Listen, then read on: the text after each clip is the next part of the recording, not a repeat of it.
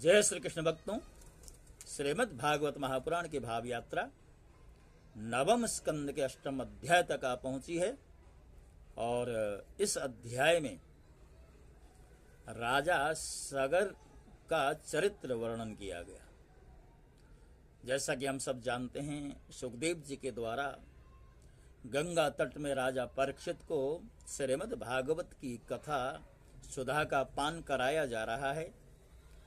तो सुखदेव जी कहते हैं, हे राजन, रोहित का पुत्र था हरित, अर्थात वही रोहित जो राजा हरिश्चंद्र का पुत्र था। तो उस वंशावली को आगे बढ़ाते हुए कह रहे हैं कि रोहित का पुत्र था हरित। हरित से चंप हुआ, उसी से चंपापुरी बसाई गई। चंप से सुदेव और उसका पुत्र विजय हुआ। विजय का पुत्र हुआ भरुक, और भरुक से ब्रिक हुआ, और ब्रिक से बाहुक हुआ। शत्रुओं ने बाहुक से राज्य छीन लिया।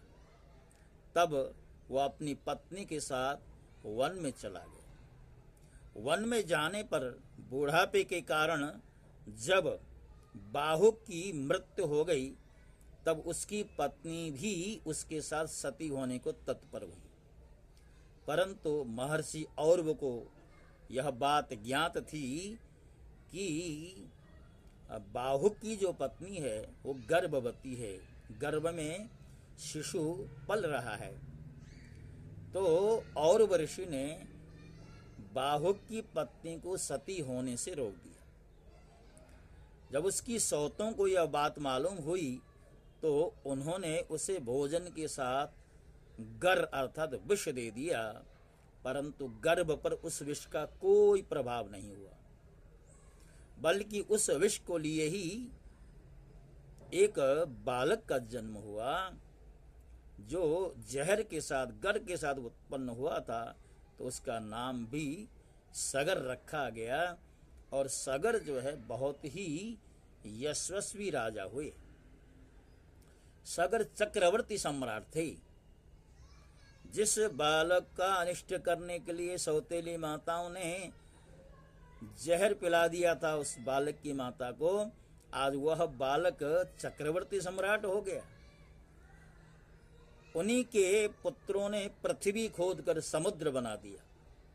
सगर ने अपने गुरुदेव औरव की आज्ञा पाकर तालजंग, यवन, शक, हय और बर्बर जाति के लोगों का वध नहीं किया, बल्कि उन्हें विरूप बना दिया।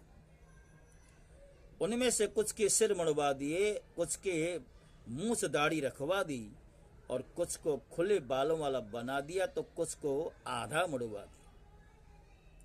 कुछ लोगों को सगर ने केवल वस्त्र ओढ़ने की ही आज्ञा दी, पहनने की नहीं।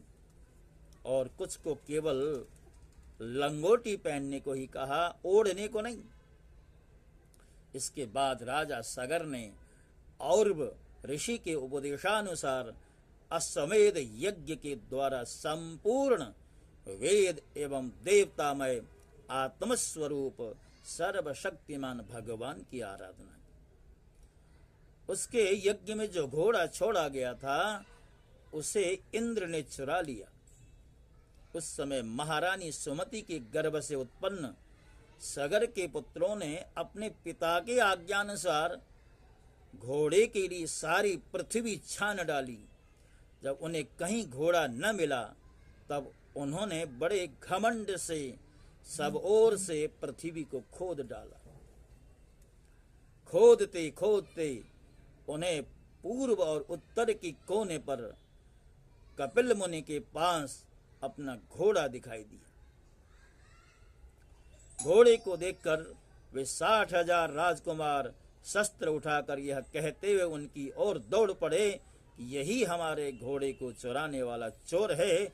देखो तो सही, इसने इस समय कैसे आंखें मूंद रखी हैं। यह पापी है, इसको मार डालो, इसको मार डालो। उसी समय कपिल मुनि ने अपनी पलकें खोली।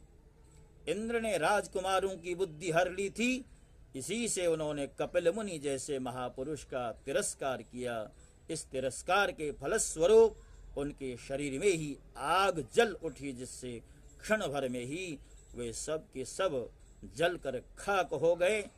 हे परीक्षित, सगर के पुत्र कपिल मुनि के क्रोध से जल गए, ऐसा कहना उचित नहीं है। वे तो शुद्ध सत्य गुण के परम आश्रय हैं। उनका शरीर तो जगत को पवित्र करता रहता है, उनमें भला क्रोध रूप तमोगुण की संभावना कैसे की जा सकती।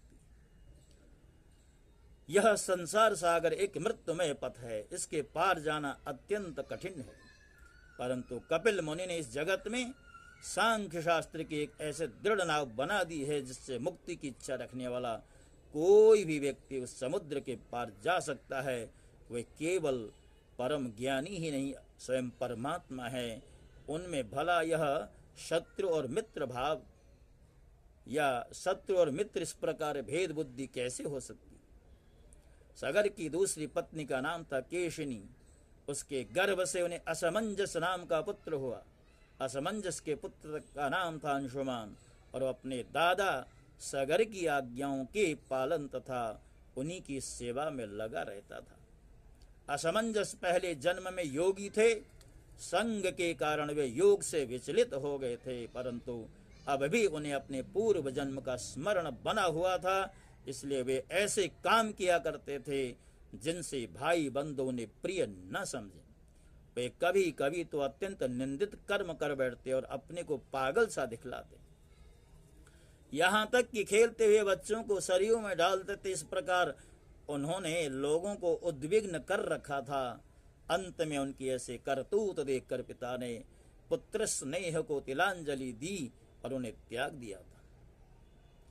तदनंतर असमंजस ने अपने योग बल से उन सब बालकों को जीवित कर दिया और अपने पिता को दिखाकर वे वन में चले गए। अयोध्या के नागरिकों ने जब देखा कि हमारे बालक तो फिर लौट आए, तब उन्हें असीम आश्चर्य हुआ और राजा सगर को भी बड़ा पश्चाताप हुआ। इसके पश्चात राजा सगर की आज्ञा से अंशुमान घोड़े को ढूंढने के लिए निकले। उन्होंने अपने चाचाओं के द्वारा खोदे हुए समुद्र के किनारे किनारे चलकर उनके शरीर के भस्म के पास ही घोड़े को देखा। वहीं भगवान के अवतार कपिल मुनि बैठे हुए थे। उनको देख कर उदार हृदय अंशुमान ने उनके चरणों में प्रणाम किया और हाथ जोड़कर एकाग्र मन से उनकी स्तुति की। अंशुमान ने कहा, भगवान आप अजन्मा ब्रह्मा जी से भी परे हैं, इसलिए वे आपको प्रत्यक्ष नहीं देख पाते। देखने की बात तो अलग रही, वे समाधि करते करते एवं युक्ति लड़ाते लड़ाते हार गए, किंतु आज तक आपको समझ भी नहीं पाए। हम लोग तो उनके मन, शरीर और बुद्धि से होने वाली सृष्टि के द्वारा बने हुए अज्ञानी जीव हैं, तब भला हम आपको कैसे समझ सकते हैं। संसार के शरीरधारी सत्वगुण, रजोगुण या तमोगुण प्रधान हैं। वे जागृत और स्वप्न अवस्थाओं में केवल गुणमय पदार्थों, विषयों को और सुषुप्ति अवस्था में केवल अज्ञान ही अज्ञान देखते हैं। इसका कारण यह है कि वे आपकी माया से मोहित हो रहे हैं। आप एक रस ज्ञान घन हैं। सनंदन आदि मुनि जो आत्म स्वरूप के अनुभव से माया के गुणों द्वारा होने वाले भेदभाव को और उसके कारण अज्ञान को नष्ट कर चुके हैं, आपका निरंतर चिंतन करते हैं। माया और उसके गुण और गुणों के कारण होने वाले कर्म एवं कर्मों के संस्कार से बना हुआ लिंग शरीर आप में है ही नहीं। न तो आपका नाम है और न तो रूप है। आप में न कार्य है और न कारण है। प्रभो, यह संसार आपकी माया की करामात है। इसको सत्य समझकर काम, लोभ, ईर्ष्या और मोह में लोगों का चित्त शरीर तथा घर आदि में भटकने लगता है। समस्त प्राणियों के आत्मा प्रभो, आज आपके दर्शन से मेरे मोह की वह दृढ़ फांसी कट गई है जो कामना, कर्म और इंद्रियों को जीवन दान देते हैं। सुखदेव जी कहते हैं, परीक्षित, जब अंशुमान ने कपिल मुनि के प्रभाव का इस प्रकार गान किया, तब उन्होंने मन ही मन अंशुमान पर बड़ा अनुग्रह किया और कहा